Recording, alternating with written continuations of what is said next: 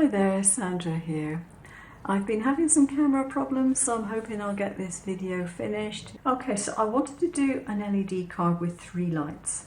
I'm using my little SMDs, surface mounted diodes, in case you wondered. And I have tested them so I know which is the negative side of them and which is the positive. How do you test? You put 2 pieces of copper tape down with a very small gap in between.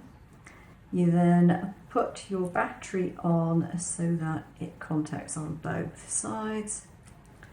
You put your diode on a piece of tape so you can handle it more easily, and you put it across, and if it lights up, it's in the right direction. If it doesn't, you've either not got it on there properly or else it's ran the wrong way. So you can test your light bulbs like that. And then just remove this. So that is tip number 1. The second thing, if you've got copper tape, you've had it for a little while, clean it with some rubbing alcohol before you use it. I had a problem the other day making a circuit. I knew the circuit was okay, but it still wasn't working and I couldn't understand why. So I looked online, does copper tape deteriorate? Because I've tested everything else and it says yes, it does oxidize over time. So if you clean it off, it'll be just like new. And it worked. The next time I did it, it worked. So that's that. If you want to know anything about these lights, which are nice and easy to use, and they're very, very cheap, look at my previous video. I'll try and find the link and put it down below so you can find it. These, I think there's something like 100 or whatever it is on a strip. You can easily take them off the strip. They just pull off.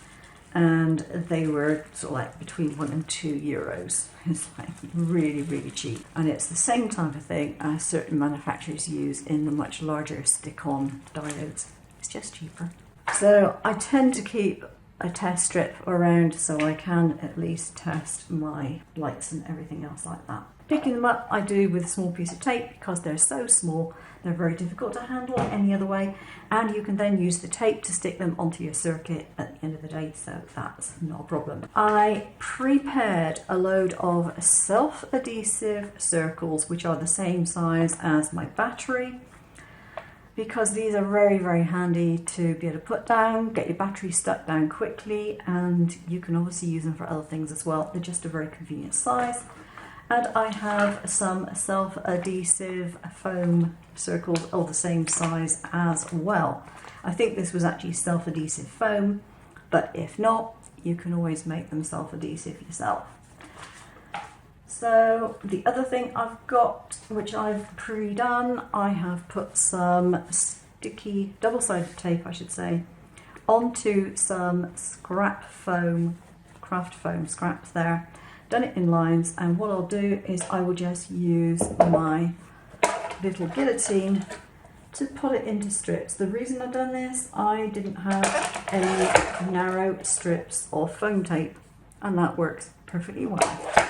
This particular card design has got the 3 lights, and it has a rotating switch which is made up with this and some foam and some more copper tape. So the switch itself is easy. You fold it in half and then you fold the legs out in either direction. And then what you need to do is cut some copper tape. I've got this one, which is a cheapy one, which doesn't have very good conductive adhesive on it, but it's handy for bits where I need larger chunks of tape or just testing. So just cut a couple of pieces off of there, only on one side of it. You do not want it on both sides. So you take that and you put it onto here. Now you can glue that together if you want to, but to be honest, once you've got this on, there's no great reason to. But that's how the switch is made. It's pretty simple, pretty basic, but it works, and that's what matters. The first step in this process is to take one of the sticky little circles, put it where the battery goes. Now the circuit is drawn on here in a very precise way. The only thing that you will want to do is make sure that your light bulbs will actually cross from one to the other, and we can see if that is the case there. No, that line in between is a little bit too wide. So a slightly smaller gap for that second piece, but we're going to do this side first, which is the negative side. I've cut my tape in half lengthways, partly because it makes it last longer and partly because it makes it easier when you're trying to go around corners and things to have a narrower tape. So this side wants to go to the center of the battery. Turn it over on itself so you get sort of like a triangle. Then bring it back on itself like that and place it so that it follows the upper line. Now you can stop it as soon as you've passed where that light goes. It doesn't have to be any longer than that. So the next piece needs to go with a little gap, just a tiny little gap in between the two of these for your light bulbs to go across. When you bring it down here, it is really, really important that your tape does not go past that white line. The reason for that is when your switch goes on, where the copper is on half of it is going to connect and complete the circuit. And you need to be able for that copper tape to completely rotate out of the way, and therefore if the tape is over that side, it can't do that. There we go. That line there, it stops just before this one. So there is a gap between the two, there has to be, that's the switch part of it. And there's no tape going past that line. Once you've got that in place, you're good to put your battery over the top of the sticky tape. Do it positive side up, and now you are really getting ready to go. Next thing is to put the bottom piece on. Now on this one, I haven't bothered to cut my tape in half, it's just a straight line. I have folded over about 1 centimetre of the tape,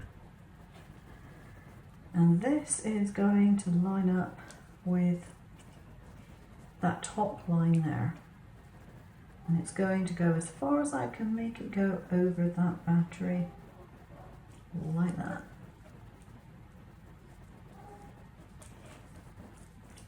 And then it stops where that stops. Put another circle of your sticky tape over the top of the battery, and that makes it far more likely that you're going to get a good contact all the time. So next we have to put our lights on, and that should be relatively easy because we've got the negative sorted out, and I can just about see my lines for positioning. So it should be there. Now I'm just going to test it. Light goes on, yeah, that's fine. And stick it down. It couldn't get much easier than that, could it? The next one goes in here. Hold it in place, test, yeah, fine. Down it goes. It doesn't matter if these rub off now. So just a piece of sticky tape does the job. And the last one is going just here. So if I do that, we get all 3 lights going on. Now if you want to get a little bit sophisticated, you can tint these by just going over them with some alcohol marker. If you do it, make sure you use a really bright colour one, because anything less than that will completely be wiped out by the lights underneath. I'm just going to keep mine white. Now of course mine is only sticky on one side, so I will put double-sided tape on it. I've taken off all the backing tape off of this. Important, don't forget to put the switch in. So this is what it looks like when it's decorated. I just stenciled on the front of it with a white pen. I've added some little silver dots, and then these butterflies you might recognise from another project. They're just paper ones that I've printed and cut, and I had a whole stash of them, I still do. And what I did with these was I turned them upside down, put some hot glue on the back and let it build up as a stand, dabbed a tiny bit more hot glue on it, and then stuck it onto the card. So they're actually raised from the card itself, and you get this lovely light shining behind them, and it looks really, really pretty. So there we go, that's it. Hope you've enjoyed this. I'll see you another time. Take care now.